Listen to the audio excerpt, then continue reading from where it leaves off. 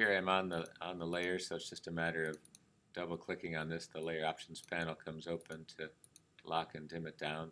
I'm just going to change the color to a little darker so you can see it on there. But this is all the layers locked in. I'll get a new one on top, which will be this. I can also change the name to give it the title for the cable scan.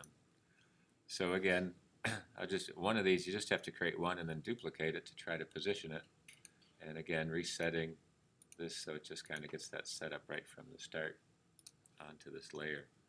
So trying to use some of these tools, the rounded rectangle, to increase or decrease. Make sure you have the tool selected there.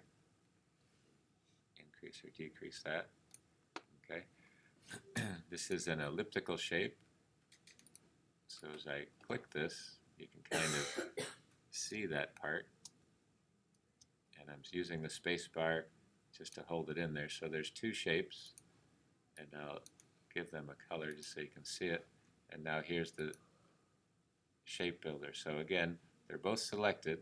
I just drew them freehand, so I'm not sure if they're all connected or aligned, but I can click on the align tool, and here it has vertical or horizontal, so I can see it's pretty close.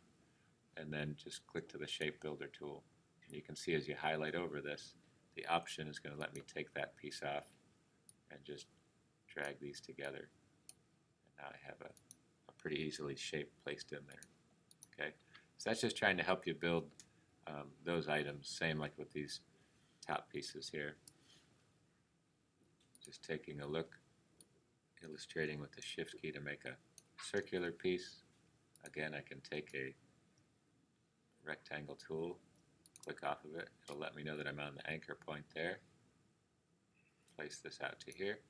Take the direct selection tool, and you can take points out, separating it from the top to the bottom.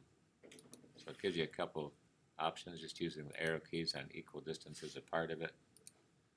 And whether I select it and use the pathfinder to make a shape, that'll be the easiest way to kind of bring that together. Okay, and again, just kind of using the shapes again to help build these items. If their alignment is there, you can align it. You're trying to get all these together, you can group that piece together and just option shift it right up to the top, or you can reflect it, that type. But that's just kind of building some of these pieces that you're familiar with all the shape tools, and just trying to illustrate that section. So the color scheme that you come up with. But using the line segment, I'm just going to section off this piece right here. Shift key that section, and then go ahead and take this thickness to it. I'll give it a different color. Remember, Shift X is going to give you the coloring for it. Take off that. And here you have in the stroke panel, if it's hidden, just go back and show the options, and you can click on the dashed line. As this shows up, these are the dashed lines that you have. It's showing you the first one, and it's going to be kind of equal distances apart, but I'm just going to click inside here and just click in 11. It's showing the dash itself, and the gap is going to be equal distances to that. Here I can minimize down this part from the top, and depending on which arrowhead or part that you choose, you can put the arrowhead on either side, or rotating it, or let you switch so you have an arrowhead on one side of it. Keep in mind it has the line tool, so you can put it on the end or the space from where it lines to the beginning of the arrow. Okay, and you can also adjust the size of that, or you can switch it from here so it goes back and forth. And you can also scale this so you can highlight those pieces as well. So it gives you a couple ways to work, scaling for left or right size arrow. It also has sections and a tail, and there's other parts that you can download as well to find some of these pieces to make that section happen.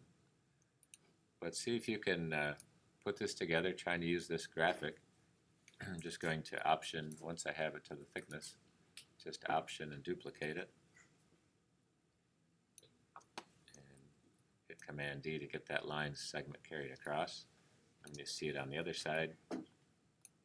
You can group it together, Option and Shift key this side over the top from here.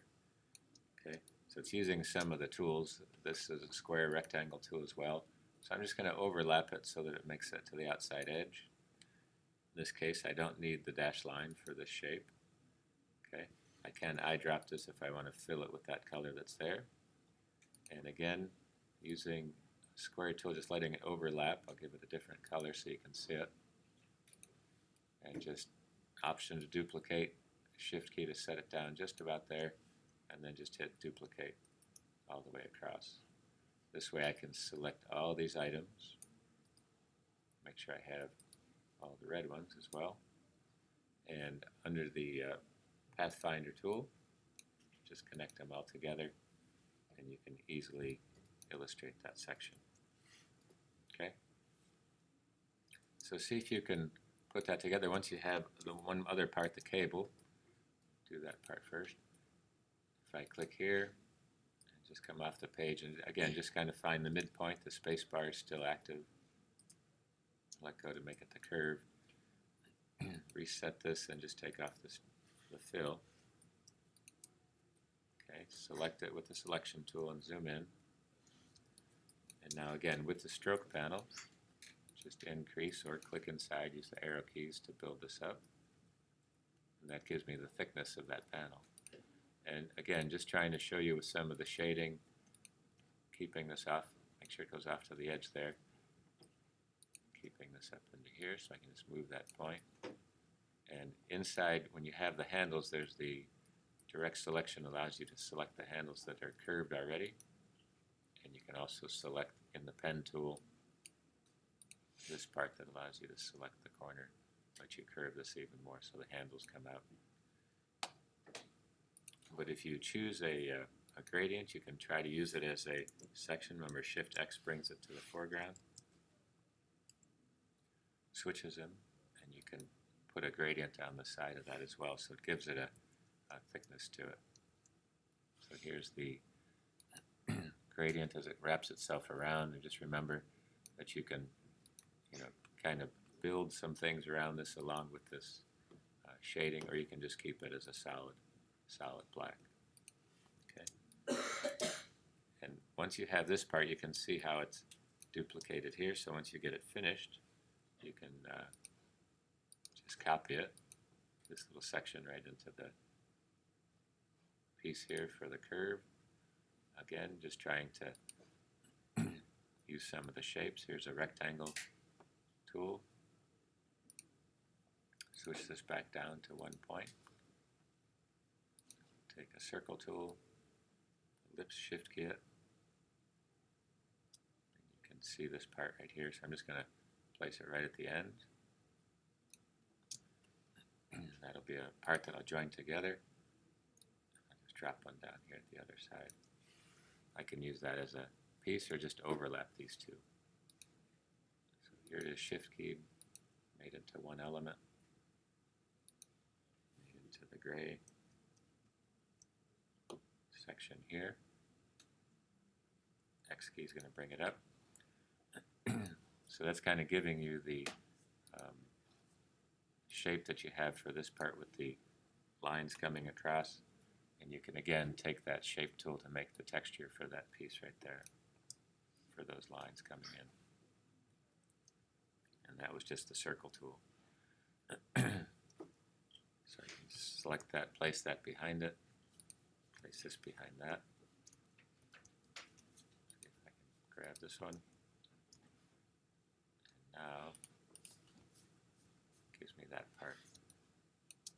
So this entire section I can select, group this together, and just Option, send it down here, and you can kind of see it's going to just be a flipped image.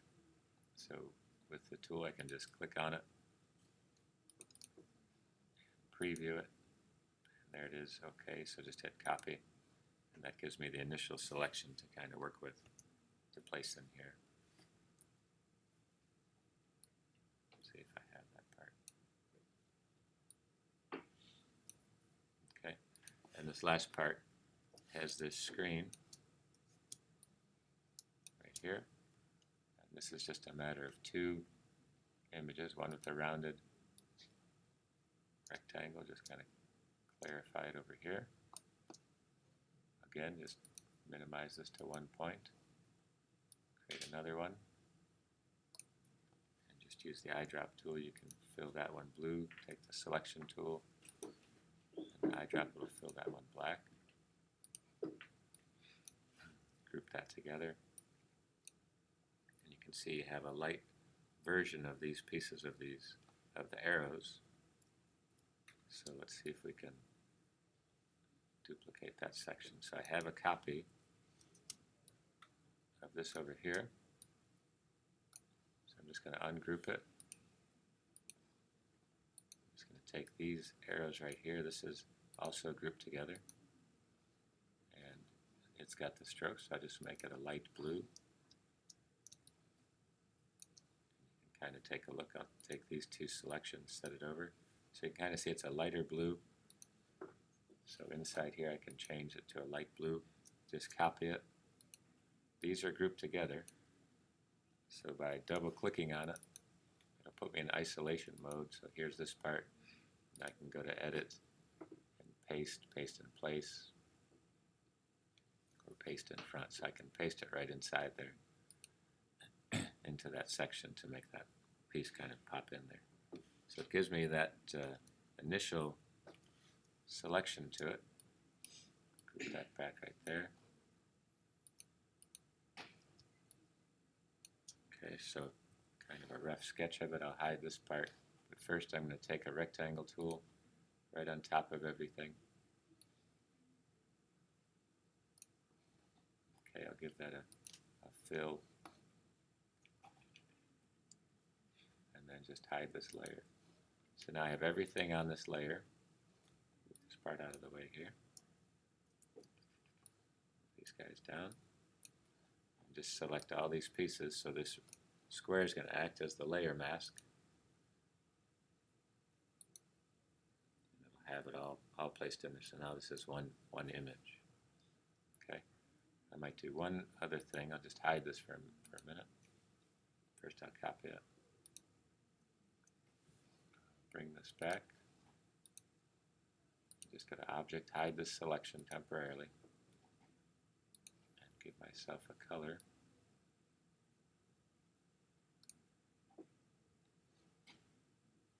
Light green.